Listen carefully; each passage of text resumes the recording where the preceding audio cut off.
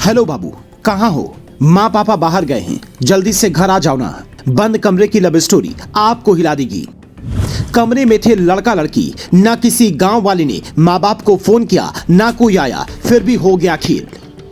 बाबू को बुलाकर गर्लफ्रेंड ने कही ऐसी बात, सुनते ही हो गया शर्म से लाल। तुरंत करने लगा दोस्त को फोन। बिहार में एक जिला पड़ता है जमुई। वहां के बरहट थाने में रहने वाली एक लड़की ने अपने बॉयफ्रेंड को फोन किया और फोन पर उसने कहा, हेलो बाबू, कहाँ हो? माँ पापा बाहर गए हैं, जल्दी से घर आ जाओ।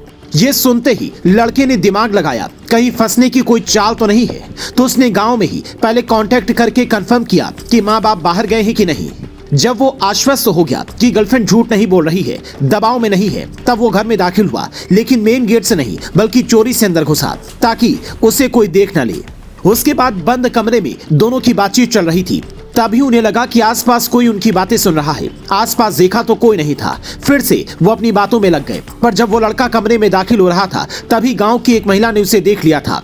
पर उसने माँ बाप को फोन नहीं किया, बल्कि सीधा गांव के बड़े बुजुर्गों के पास गई और कहा कि फलाने के घर पर लड़की अकेले है और एक लड़का चोरी से घर में घुसा है, कहीं उसे कोई खतरा तो नहीं है, हमें देखना चाहिए। ऐसे में गांव वालों ने जब जाकर दरवाजा खटखटाया तो दोनों बाहर निकले, पर लड़के पर कोई हाथ उठा था। उससे पहले ही लड़की ने कह दिया कि मैं इससे प्यार करती हूँ और इसी के साथ आगे की जिंदगी बिताना चाहती हूँ। पर बिहार के कई गांव में आज भी लव मैरिज पुरानी फिल्मों की तरह ही है, जहां विलन की एंट्री के बिना शादी नहीं होती है। यह सब विवाद चल ही रहा था कि तभी माँ बाप को खबर मिली और वो दौड़े दौड़े पहुंचे तो देखा दरवाजे पर भीड़ लगी हुई है। वैसे तो पुरानी फिल्मों के माँ बाप बिटिया को घर में पकड़कर बंद कर देते थे, लड़की को चेतावनी देकर छोड़ देते थे, पर लड़की के घर वालों ने ऐसा कुछ नहीं किया, बल्कि अपनी लड़की और लड़के दोनों से अकेले में बातचीत की। और जब भरोसा हो गया कि दोनों एक दूसरे के साथ रह सकते हैं, तो मंदिर ले जाकर 7 फेरे करवा दिए।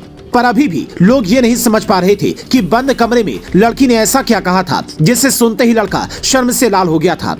ये जो कानों में ईयरफोन लगाए लड़का दिख रहा है, ये पहले आरती से प्यार नहीं करता था, बल्कि 4 साल पहले दोनों की बातचीत रॉन्ग नंबर के जरिए शुरू हुई थी।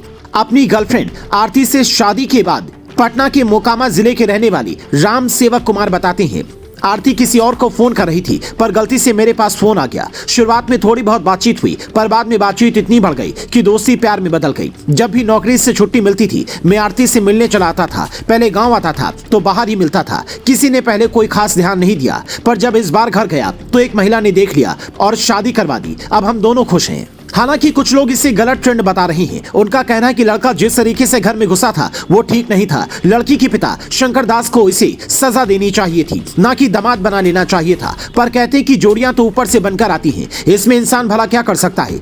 कुछ लोग सालों रिलेशनशिप में रहने के बाद भी शादी नहीं कर पाते और कुछ लोग कुछ ही महीने में शादी करके बात पक्की कर लेते हैं। पर बिहार जैसे क्षेत्र में आज भी ऐसी कहानियां कम ही देखने को मिलती हैं। माँ बाप मर्जी से अपनी बिटिया की इस तरह से शादी करवा दी। वहाँ आज भी जाति धर्म और नौकरी वाली कुंडली इस कदर खंगाली जाती है कि कई रिश्ते यूं ही टूट जाते हैं।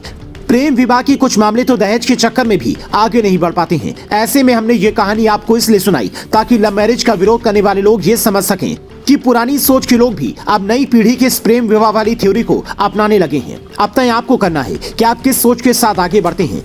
अगर लड़की के पिता की जगह आप होते तो आप क्या करते? कमेंट कर बताएं।